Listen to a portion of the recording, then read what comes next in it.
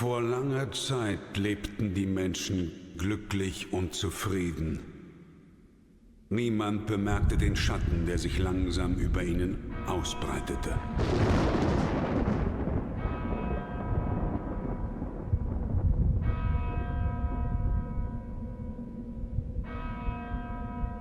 Die Dunkelheit trübte ihre Sinne und das Böse fraß sich tief in ihre Seelen. Vom Wahnsinn getrieben schmiedeten sie einen Pakt mit dem Teufel.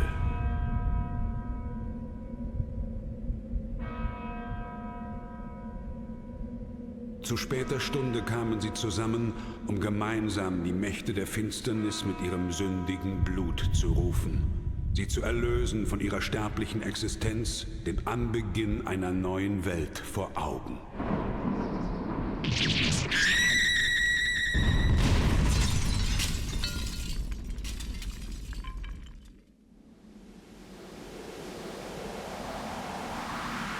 Und so begab es sich, dass nach 100 Jahren das Böse wieder Fleisch geworden war. Als unsterbliches Geschöpf der Nacht kann es die Gestalt des Wolfs, der Fledermaus oder des Nebels annehmen. Es labt sich am Blut der Menschen. Dracula, der Fürst der Finsternis, Herr des Teufelsschlosses, ist auferstanden.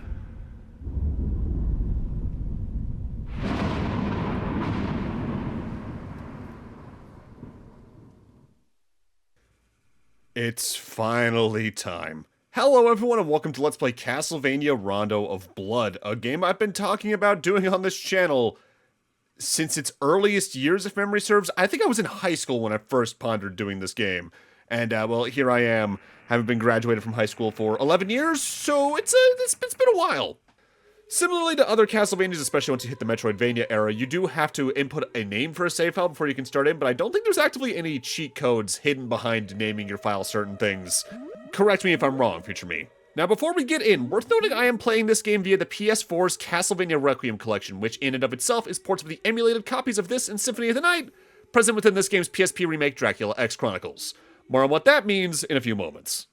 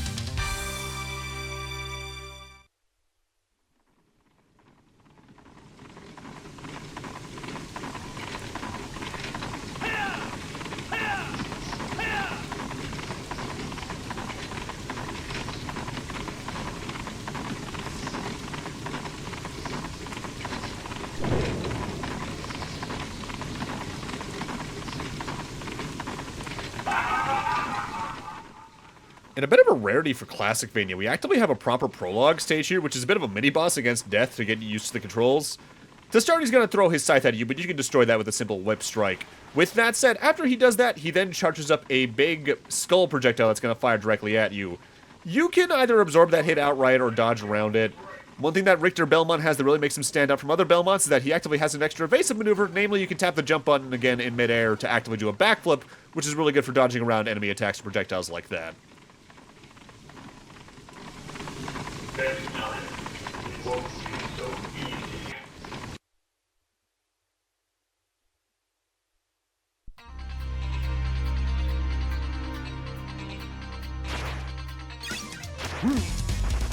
With that said, now we're in our proper first stage, and I just gotta gush about this really quick, and I'll say this repeatedly through the LP. Rondo of Blood far and away has my favorite Classicvania soundtrack, and this song right here, Divine Bloodlines, which is effectively Richter's main theme, is far and away my favorite first stage theme in any of these games, period, including the Metroidvanias. Quick little Easter egg, you can come over here to destroy that candle, but if you hold it up in front of the sign, Richter reads it as Algiba. This is meant to be the same Algiba town from Castlevania 2, where you got the blue crystal, I believe, by trading the white crystal. Getting into the mechanics, Richter starts off feeling like a lot of the same Belmonts we've seen before. Fixed jump momentum, delayed whip strike, up in the attack button to throw your various sub-weapons, whichever one you have. And you have a lot of the usual ones here, stopwatch, axe, cross boomerang, holy water, so on and so forth. But something Richter can do that not many other Belmonts could by this point is actively jump while on stairs. Not only as an evasive maneuver, but also as a platforming utility. You can actively jump from staircase to staircase to get around rooms more quickly. With that said, we also have a lot of the usual stuff. Hard starter, your sub-weapon ammo. There's hidden wall meat here and again to get some extra points as well as heal up. But there's also a couple of other notes to what makes Rondo of Blood very unique, but we're not going to start talking about that until after the next stage for reasons. As for my history with Rondo of Blood, if memory serves, I didn't play this until around the turn of the 2010s, maybe late 2000s, either by discovering it via the Castlevania marathon the AVGN did back in the day, or maybe the Brain Scratch playthrough, I forget exactly which. In either case, I liked Castlevania, and I saw that and went, well, I might as well give it a shot. What I can't quite recall is whether or not I first played it via the Wii Virtual Console release or via the Dracula X Chronicles remake on PSP. I'm leaning towards the latter because that sounds more like me, especially because I played that specific game on my PSP a lot. It's actively how I played this and Symphony of the Night the most growing up. Now, that's actively a pretty common experience for this game in specific, if only because we didn't get it for so long.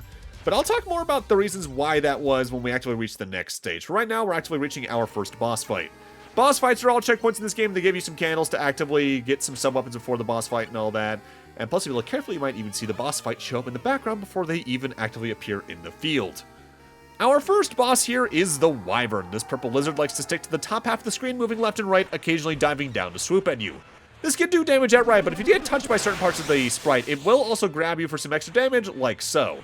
Otherwise, this boss also has a fire breath attack that breathes fire at the floor, which then bounces around the arena somewhat at random. Pretty easy to get hit by that if you're not paying a lot of attention. If you can hold onto it from the stage, I really recommend the axe sub-weapon for this boss fight, as it just makes hitting the dragon at all times much easier. Otherwise, you need to wait for it to do the swoop downs and then use your vampire killer to do some damage from a distance. Watch out whenever you kill a boss in this game, by the way, as they all have death pinch attacks. That burning corpse of a dragon will actively damage you. With that said, if memory serves, the pinch attacks can never outright kill you. They'll at best reduce you to 1 HP. Now you might wonder, okay, if it can't kill me, what's the purpose of the attack? It's to actively try and screw you out of a bonus at the last second. Namely, whenever you clear a stage, your heart and life total is actually put into your score for one thing. But if you beat a boss with max health, you get a no damage bonus that gives you an extra life. Speaking of score, moving into stage 2, you might notice at the start of every stage, my score resets to 0. If you just play through the game normally, that doesn't happen until you get a game over. The reason my score is constantly going to be resetting is that after every stage, and when I enter the next one, I pause the game, go back to the title screen, and copy my save so I don't lose the progress, but I have a backup just in case I need to re-record a stage. So stage 2 here is actively the walk into Castlevania proper. Specifically, we're actively meant to be in the same part of Castlevania that Simon first walked in the first stage of Castlevania 1. With that said, if you're not careful, the crows in this first section can really build up and cause a lot of issues for you, especially as you're dealing with this Axe Knight. With that said, the Axe Knights in this entry, I feel, are very good about alternating between high throws and low throws, so if you just destroy the axe as they throw it out and then alternate to the other state, you should be able to get around it pretty easily. So this is actually one of my favorite versions of the Vampire Killer theme, and there's one specific reason for it coming up here. When they reach the end of what should be the song in the original Castlevania 1, they actively briefly play a bit of the song from Stage 2 of Castlevania 1's Stalker, and it's just a neat little like, oh yeah, way to kind of get yourself back in before the song loops properly. Now, the later chunks of the stage do play things a little bit different, but yeah, the first two screens are just outright ripped from Castlevania 1, just with different enemy placements. Namely, the zombies are a little more common in their spawn rate, and there's no Black Panther enemies for you to worry about jumping over, but there are peeping eyes that might stalk you. The real change in this level comes in this screen. Now, if you were paying attention as we were crossing the drawbridge, and you might have noticed a weird little red dot in the background for a second there, it's because we've been stalked. In this room, we are constantly being chased by a behemoth. They're not instant kill, I think, but with the amount of damage they do, they might as well be if you're lower on health. There's two things you want to do in this room. First off is don't fall into the pits. It's not instant kill for once, but with what I want to get done here, it might as well be. But another thing I want to do is grab that key from that one candle we destroyed a moment ago. That is a one-time use subweapon that's similarly to this game's Super Nintendo port Dracula X, we can use to open up certain doors, and there's one such door in this very level. Once you get here, you're pretty safe. Just gotta make sure you don't die on the way to the door, because doing so makes you lose the key outright. Also, because I haven't mentioned this yet, even though I did them earlier in the part, you might notice the number of hearts is actively glowing green on the top left. That means you have enough hearts with a sub-weapon to use its item crash, which is a powered-up version of the sub-weapon in some form or manner. Against the Wyvern, I actively used the Axe's item crash, which causes you to send out several axes in a circle around you. The item crashes range from okay to really good. Most of them aren't worth their heart cost specifically. I would say the cross boomerang and the holy water are the ones you should use the item crash with the most, if only because they're borderline screen nukes. By using the key like a sub-weapon on this door, you can open it up and find this room. By whipping this wizard, we can save this girl and get our first optional cutscene.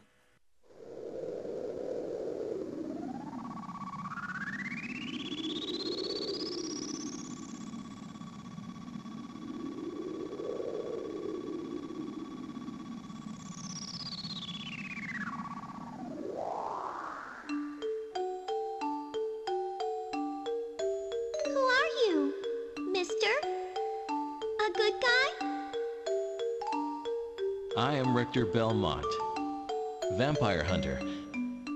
And you are?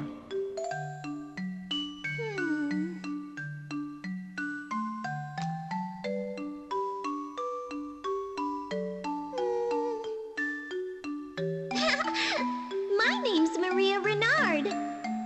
I heard all about you from Annette. I came here to beat some bad men, but I got caught. My family are vampire hunters too, so I guess that means we should be friends now. Sure, friends. But Maria, you're too young for this. You just let the big hunter here take care of that bad man, okay?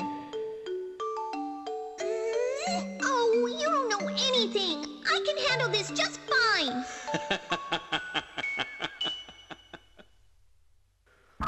With that, we have now rescued Maria, who is the first of this game's 4 maidens. They are hidden across 4 of the game stages, and in order to get the best ending, sort of, you do need to rescue them all. I say sort of, because the difference in endings in this game is very minor, really, outside of one other specific instance of it. They actively do put a little more importance on that in this game's PSP remake, Dracula X Chronicles, where if you actively rescue all 4 maidens even, they give the final boss a whole new phase to celebrate that, and it's a rough phase, not for nothing. I should note though, even if you're not going for 100%, I really recommend you rescue Maria, as she has something very unique to her that the other maidens don't have going on. More on that in a few moments. For right now, it's time for our prelude to the boss fight in the boss room from the first stage in the original Castlevania even. There's even an extra giant heart where the double shot was, which is kind of a fun little Easter egg. Also, eagle-eyed viewers may have noticed the moment I entered this room, my score counter on the top left was briefly replaced with my life counter on top of the amount of credits I have. That's me editing out a death. Whenever that happens, just assumed I died to the boss fight, and I'm just trying to showcase a smoother version of the gameplay in focus. Boss here is a werewolf, and this can be a bit of a tricky fight, especially with certain sub-weapons, because this guy really likes to react to your attacks by jumping away from you. When on the ground, he likes to do an occasional slide kick towards you that's rather difficult to react to in time, but when he gets close to the walls, he climbs them, jumping either directly at you from them, or up to the ceiling, where he'll try to land on you from above instead. I think he has some projectile attack as well, but I seldom see it. His pinch attack at death will be to jump into the air and attempt to land on you directly, releasing a large shockwave around him on impact. Dodging that can be pretty troublesome because it does come out pretty quickly. Also, minor visual change in this fight depending on the version you're playing. If you're playing the original Turbografx release, or the version found on the Turbografx-CD Mini, the human form the werewolf turns into upon death is completely naked, but in the Virtual Console release, as well as any other re-release since then, like on the PSP, he has a minor loincloth. Minor detail, but worth noting. Now, normally from here, we would just go into Stage 3. But it's time to talk about Maria's little bonus. She's actively a secondary playable character you can swap to at any point from the game's main menu. We also now have access to the stage select, which is a rough layout of the game's stages, as well as showcasing what the boss of the next stage is going to be, sort of. There's a little bit of a twist to that, you see. You might notice, there's 2 stages visible after Stage 1. This is Rondo of Blood's major gimmick that its Super Nintendo port sort of tries to mimic, From stage 1 all the way till entering stage 5, every stage has 2 routes and exits with separate boss fights. Defeating one boss will take you to the next stage in line, i.e. stage 1 to stage 2, but the other route will take you to an alternate stage, notated as something like stage 2 apostrophe. Moving forward, I'm probably going to alternate between saying those are stage 2 and stage 2 prime, for instance, or stage 2 and alternate stage 2, just depending on my mood. In order to get 100% in the game, you need to rescue every maiden, fight every boss, and play every stage, which we're going to be doing moving forward. On top of that, the way we're going to be structuring the LP moving forward is that we're going to showcase stage 1 and 2's alternate exits before showcasing every exit in alternate stage 2, then doing stage 3, alternate stage 3, all the way till the end game. For here in stage 1, I actively briefly foreshadowed where the second route was when playing as Richter. Namely, here on this next screen, we want to get to that wall on the bottom left. You can do so either by using Maria's own abilities, which I'll talk about in a moment, or by just attacking the wall to make a brief breakable section show up, which allows both Richter and Maria to jump up there pretty safely. Destroy this wall top to bottom, and now we're on the secondary route. The Dracula X Chronicles remake of this game actively places a lot of secondary collectibles along the way worth noting, and they'll actively use little moments like this in the level design to also cleverly hide some in areas that don't do much, like this chair here in the original game. So, Maria Renard. She, in some regards, is an easy mode for the game, less because she actively makes the game easier, more that she just has far more utility than Richter does at large. Her main attack is throwing up to 2 doves out at a time to move forward a short distance before returning to her, which can hit twice if placed correctly. She also has a double jump grate for both distance and height, on top of just generally smoother mid-air control. She can also slide on the ground by pressing down on the jump button, which actively has 2 animations depending on whether or not you're just holding down on the jump button or down and aside and a jump button, namely she'll either slide or do a somersault. She also has a hidden technique called Guardian Knuckle that I showcased earlier but seldom use in boss fights, if only because the input for it is just tricky enough I don't like relying on it in boss fights especially. Namely, if you press down, up, and forward before hitting the attack button, Maria will send out a shadow clone of herself in a ninja outfit to punch enemies rapidly. It doesn't look like much, but I assure you, that can melt through boss HPs incredibly quickly. Speaking of bosses, time for the alternate boss of stage 1 here. This is the Serpent. This boss likes to jump from the background over the bridge in an attempt to ram you, while also occasionally popping out from the bottom of the screen to shoot some water projectiles out in the direction it's facing. Below it during that attack is a safe spot, but the moment the attack stops, get out of the way because it does just drop straight down afterwards. Its other attack is a somewhat awkward coiling along the platform, moving from one side to the other. You just have to worm your way between the coils, and it's easier than it looks, but trickier than you'd think. Upon death, the Serpent's pinch attack is to shoot straight up out of the water below you before dying proper. Sliding out of the way with Maria makes this a very easy attack to dodge, as you can see. So yeah, Maria, very powerful. One major trade back, she has way less health than Richter. What might kill Richter in, say, 8 or 9 shots might kill Maria in 4 or 5. I'm not sure of the exact numbers there, so future me, if you can find some out, that'd be great, but be wary of that all the same. So for clearing this Serpent, we now gain access to alternate stage 2, but I'm going to go actively showcase the alternate route in stage 2 proper before doing alternate stage 2 just so we can tackle all that stage at once. Also worth noting, pretty much every stage has a different name when you're playing as Maria. So the alternate route here in stage 2 is one that if you're not careful you might accidentally fall into rather than going to get the key and save Maria. Namely, during the behemoth chase here, any of the bottomless pits in this room lead you to the alternate route, which is why I said earlier that falling down there might as well be a game over for what I was trying to do in the stage when rescuing Maria. Also worth noting, Maria has her own unique subweapons with their own item crashes, mostly based on the 4 sacred beasts from Chinese myth. What I have on right now is actually the Suzaku, which sends 2 tiny birds after you diagonally upwards, which is great for range coverage. If memory serves, its item crash calls the Phoenix proper to rain feathers across the screen. I'll mention the other subweapons as we go, though. But special shoutouts especially to the Dragon subweapon, which by default just moves in a straight line ahead of Maria but does heavy damage. Its item crash costs a whopping 50 hearts, the most expensive one in the game, but it's a proper screen nuke that can even one-shot bosses if you place it just right. I don't take advantage of it too much in the LP itself, but if you can grab the dragon and grab the many hearts, feel free to go nuts with it. Also, worth noting early into the LP, the game's alternate stage route vary in placement and difficulty. Sometimes they're easy to access but hard to get through. Sometimes they take some work to get to, but they're ultimately easier than the main route once you're actively in them. Sometimes they're longer than the main route, but most of the time they tend to be shorter in my experience. With that said, time for the alternate boss of Stage 2, and this is one of the more involved boss fights in the game. This is going to be the Bone Golem. What makes this boss kind of involved is that they actively have 3 distinct phases depending on where you are in their health bar. Here in Phase 1, it's some 6-legged insectoid monstrosity. You can only damage the green portion of the monster. In this phase, its main attack is to either stretch its arm out or throw it like a projectile if memory serves. Once you get through about a third of its health, we reach what's known as the Bomber phase. Similarly to the Wyvern earlier this part, this phase patrols the top half of the arena back and forth. While doing so, it'll either do a slow path across the screen, raining down explosive skulls from its mouth while swinging its tail around, or do a much faster dash across the arena in a wave-like pattern where its tail is still going pretty berserk. Upon reaching the last third of its health, we enter Phase 3, which is easily the easiest one because it really can't touch you at either the extreme left or right of the arena. This phase only has one attack, a direct ram as it moves left and right. With that said, every time you do damage to it, it does pause in place for a second, so if you're actively really quick with it, especially as Maria, you can stun lock the thing in place before it can really do much of anything to you. But with that, and Stage 1 and 2 being fully cleaned up, I'm gonna need to end this off here. Thank you guys for watching, and in part 2 we're gonna access alternate Stage 2 before moving into the Stage 3s. See you guys then.